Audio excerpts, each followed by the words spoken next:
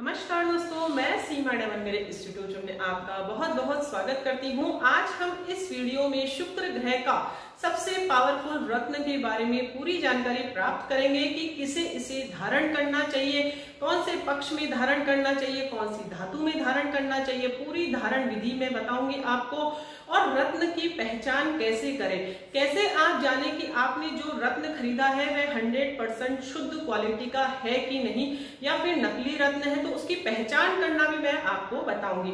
और यदि आप यह रत्न नहीं धारण कर सकते हैं तो आपको फिर क्या धारण करना चाहिए ताकि शुक्र ग्रह से आपको जीवन में अच्छा लाभ प्राप्त हो दोस्तों। क्योंकि कुंडली के अनुसार रत्न का बहुत अधिक जीवन में हमारे पॉजिटिव रिजल्ट प्राप्त होता है। हर कोई जातक यह रत्न नहीं पहन सकता, वही जातक केवल यह रत्न पहन सकता है जिसकी कुंडली में शुक्र ग्रह अच्छा ग्रह हो तो ही आप इस रत्न को धारण कर सकते हैं। यदि आप यह रत्न धारण करेंगे तो आपको क्या क्या लाभ प्राप्त होगा। शुक्र ग्रह से संबंधित जितनी भी आपके जीवन में परेशानी थी वह दूर होगी, अर्थात आपको लग्जरी लाइफ इस ग्रह से मिलेगी। इस रत्न के धारण करने से ग्रह एक्टिव होगा, जिससे भौतिक सुख सुविधाओं में आपके वृद्धि होगी। गाड़ी, बंगला, वाहन इत्यादि सुखों की प्राप्ति आपके जीवन में होगी अगर आप यह रत्न धारण करेंगे। आप शुक्र ग्रह से संबंधित कोई भी कार्य करते हैं, ग्लैमर्स लाइफ से जुड़े हुए हैं, ग्लैमर्स यानी कि इंडस्ट्री, फिल्म इंडस्ट्री से जुड़े हुए हैं, तो उसमें भी यह रत्न बहुत ही अधिक कारगर सिद्ध होता है। और यदि आपके वैवाहिक जीवन में कोई परेशानी हो रही है तो वह भी यह रत्न धारण करने से दूर होती है दोस्तों।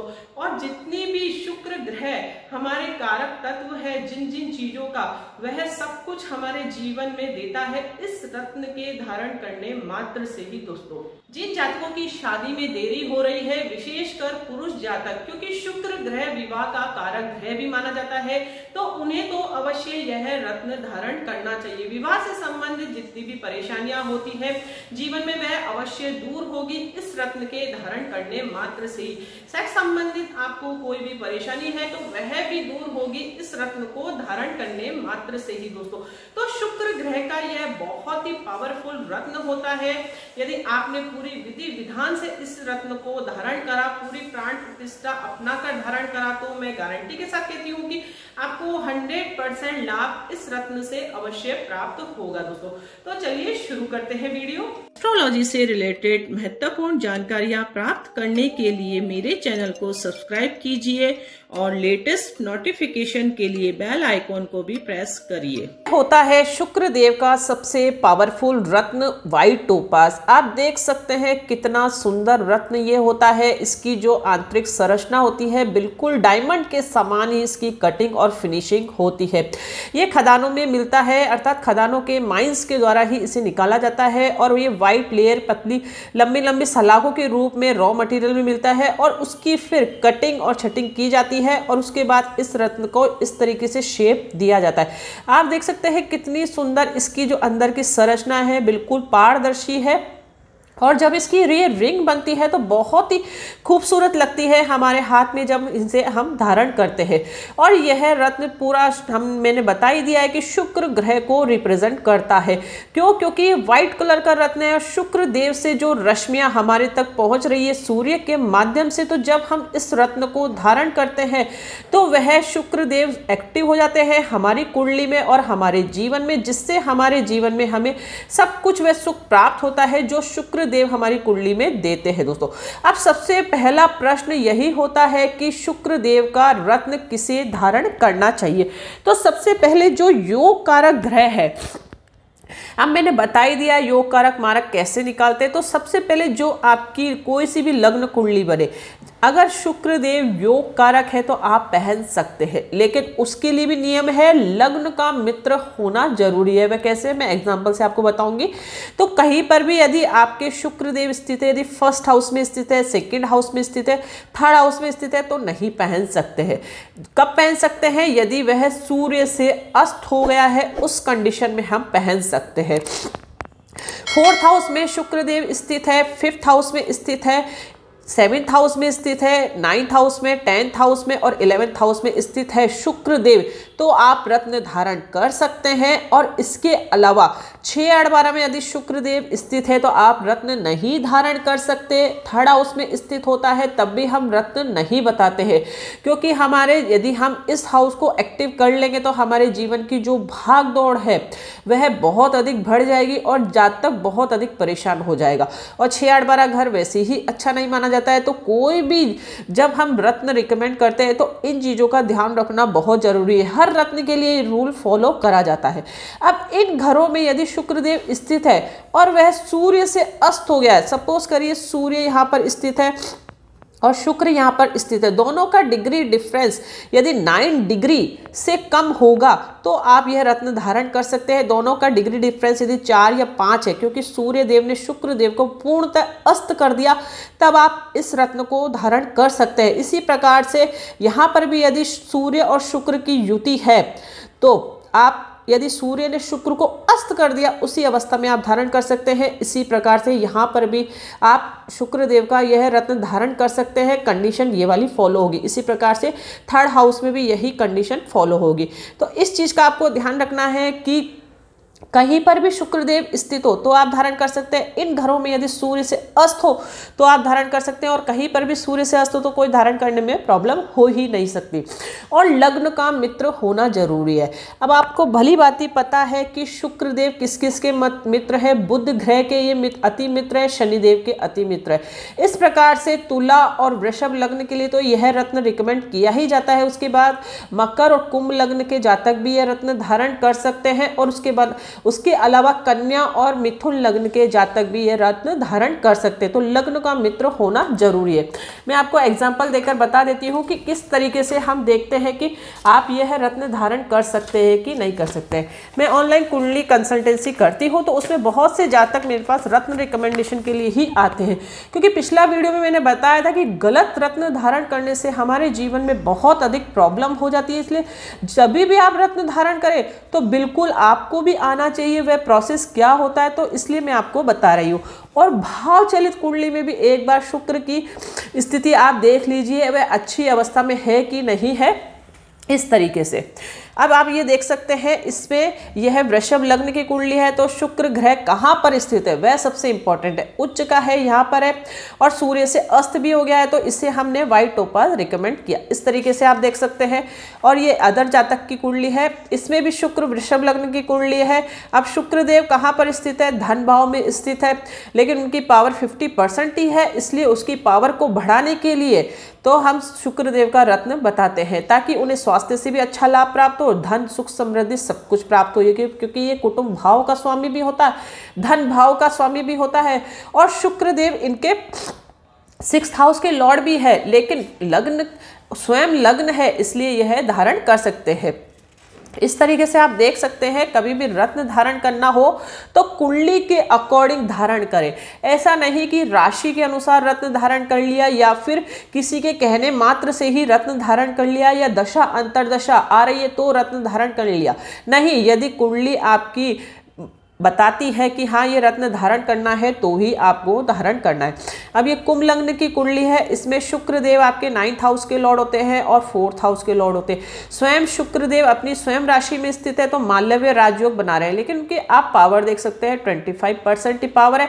तो इसलिए पावर को इंप्रूव करने के लिए जातक यदि पहनेगा तो उसका भाग्य भी उसका साथ देगा और उसको राजयोग का लाभ भी प्राप्त होगा। शुक्रदेव अपने कारक घर में भी बैठे हैं, तो उनके गाड़ी वाहन सुख इत्यादि सब कुछ प्राप्त होगा। सुख समृद्धि उनके जीवन में प्राप्त होगी यदि वह व्हाइट टोपाज धारण करेंगे। तो इस प्रकार से अलग अलग कुंडलियों के अलग अलग रत्न होते हैं, तो उसके अनुसार ही हमें धारण करना चाहिए। ऐसा नहीं कि शुक्रदेव का रत्न ये पावरफुल है, इसे हमने धारण कर लिया। अब आप देख सकते हैं यह लग्न कुंडली है, कन्या लग्न की कुंडली। अब यहाँ शुक्रदेव स्वयं लग्न में बैठे हैं, लेकिन वह नीच के हो गए हैं। तो कभी भी नीच जब ग्रह हो जाता है तो रत्न नहीं धारण कर सकते। अब मैंने बताया था आपको कन्या लग्न के जातक धारण कर सकते हैं, लेकिन कुछ टर्म और कंडीशन होती है, उस अवस्था में हम धारण नहीं कर सकते हैं। तो जब भी कोई ग्रह नीच होता है तो उसका रत्न धारण नहीं किया जाता है, भले ही नीच भंग राजयोग बन रहा हो, लेकिन फिर भी वह नीच राशि में स्थित है, इसलिए रत्न नहीं बताया जाता है।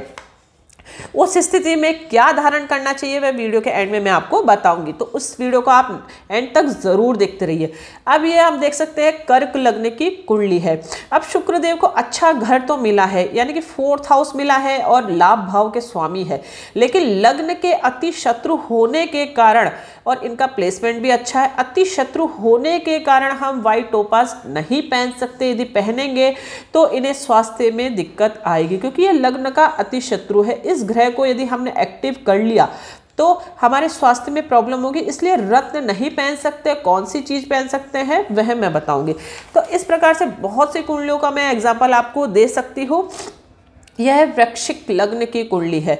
अब इसमें आप देख सकते हैं शुक्रदेव यहाँ उच्च के हो गए हैं।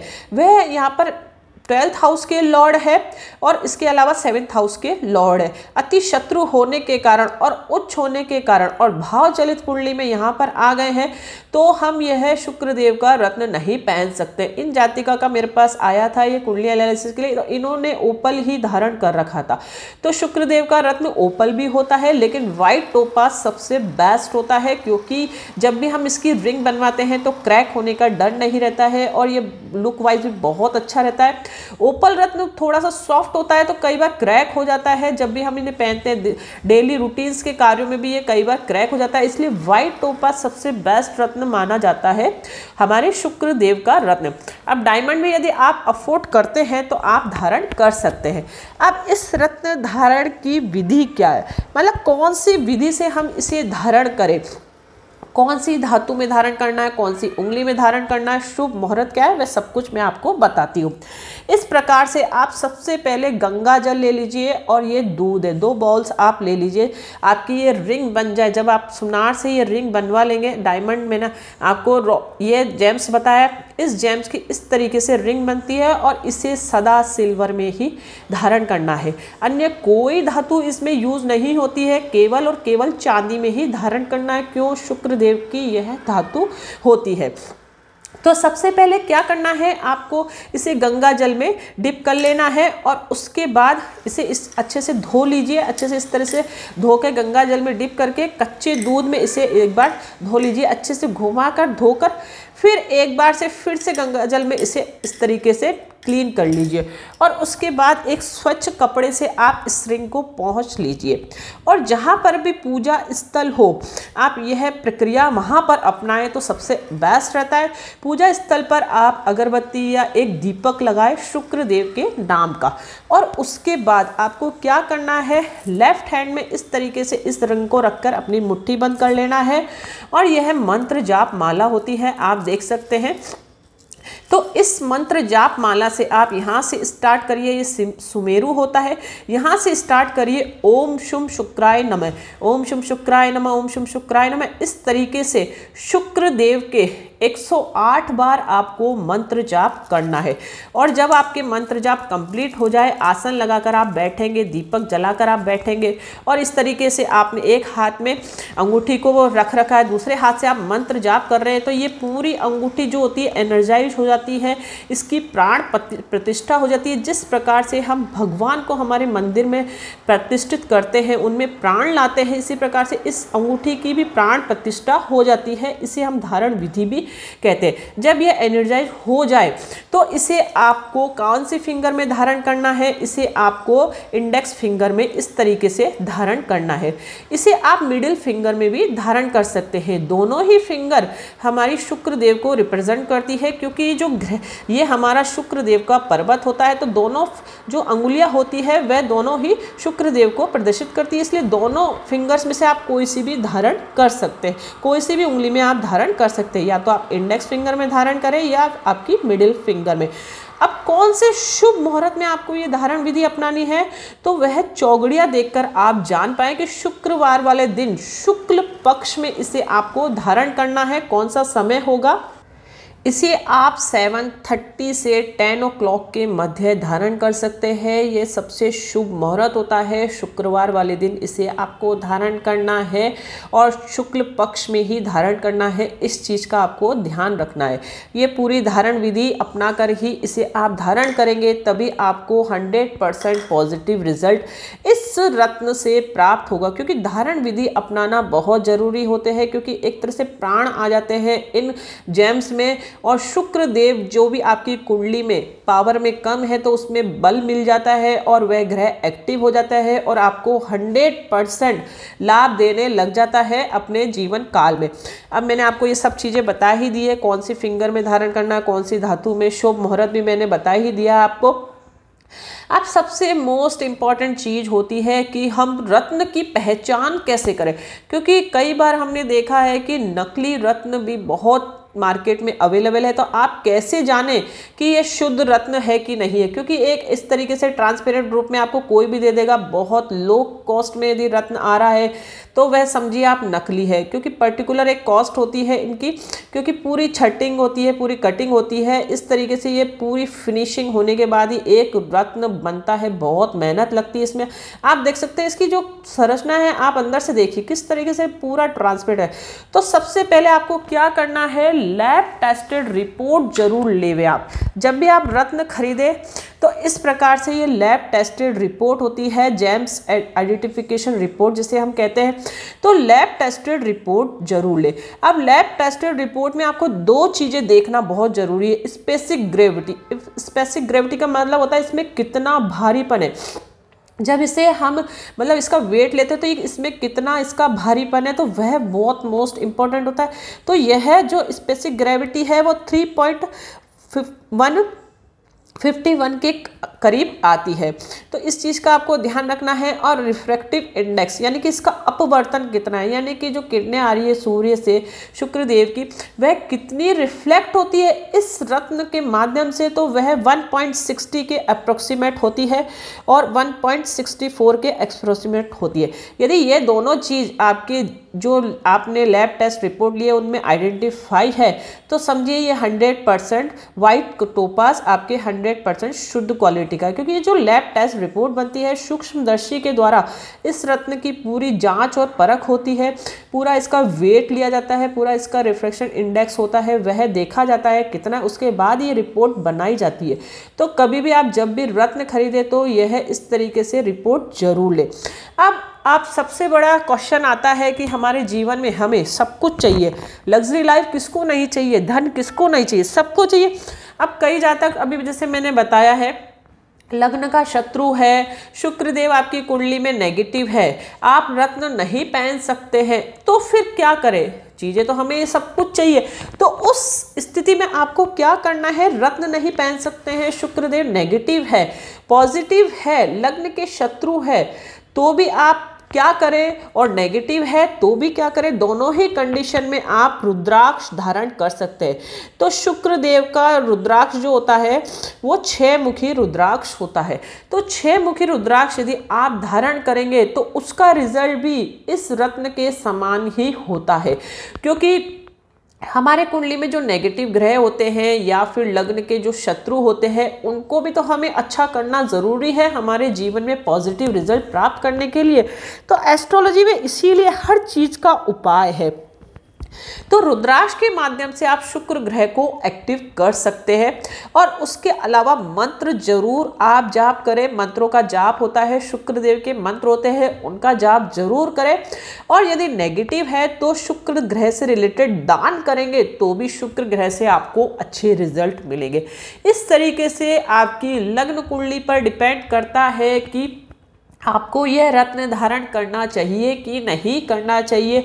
अलग अलग लग्न कुंडलियों के हिसाब से अलग अलग रत्न होते हैं और हर रत्न अपना एक जो रिजल्ट होता है वह देता है। अब यह शुक्र ग्रह का रत्न है, वह आपको 100% शुक्र से रिलेटेड पॉजिटिव परिणाम भी देगा। क्योंकि जिस ग्रह का रत्न हम पहनते हैं उसके कारक तत्व भी हमारे जीवन में इंक्रीज हो जाते हैं। इसीलिए नेगेटिव ग्रह का रत्न नहीं दिया जाता है। नेगेटिव ग्रह का आप रत्न पहनेंगे तो उनके जो कारक तत्व है, नेगेटिव पावर है, वह बढ़ जाएगी, तो जीवन में क्या होगी, फिर परेशानी होगी। इसलिए भूल करके भी राहु केतु के रत्न बिल्कुल भी नहीं धारण करें। अब आपका एक प्रश्न माइंड में आ रहा होगा, आप इतनी देर से वीडियो भी देख रहे होंगे कि मैं आपको रत्न रिकमेंड कर रही हूँ, लेकिन मैंने तो एक भी फिंगर में रत्न नहीं धारण कर रखा है। मैं खुद एस्ट्रोलॉजर होकर भी रत्न नहीं धारण कर रखा। क्यों? क्योंकि जो मेरी कुंडली है उसके अकॉर्डिंग मैं कोई सा भी रत्न नहीं धारण कर सकती, केवल मैं रुद्राक्ष धारण करती हूँ।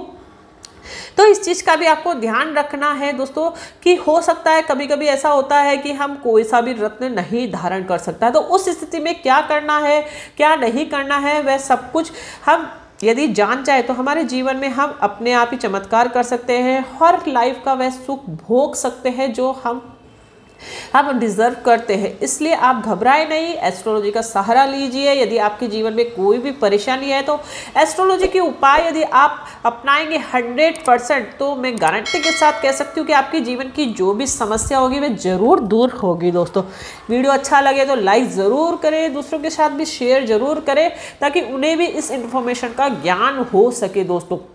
और कमेंट्स जरूर करें वीडियो कैसा लगा। किसी विशेष टॉपिक पर आप वीडियो चाहते हैं तो उन्हें भी जल्द से जल्द लाने का प्रयास करूंगी, इसलिए कमेंट्स के द्वारा मुझे ज़रूर हर चीज़ का फीडबैक ज़रूर दें। आपके फीडबैक जब हम पढ़ते हैं तो हमें खुशी होती है कि हमने जो कार्य किया आपको अच्छा लगा। दोस्तों तो मिलते हैं नेक्स्ट वीडियो में कोई इंटरेस्टिंग टॉपिक के साथ। तब तक के लिए thank you and bye bye.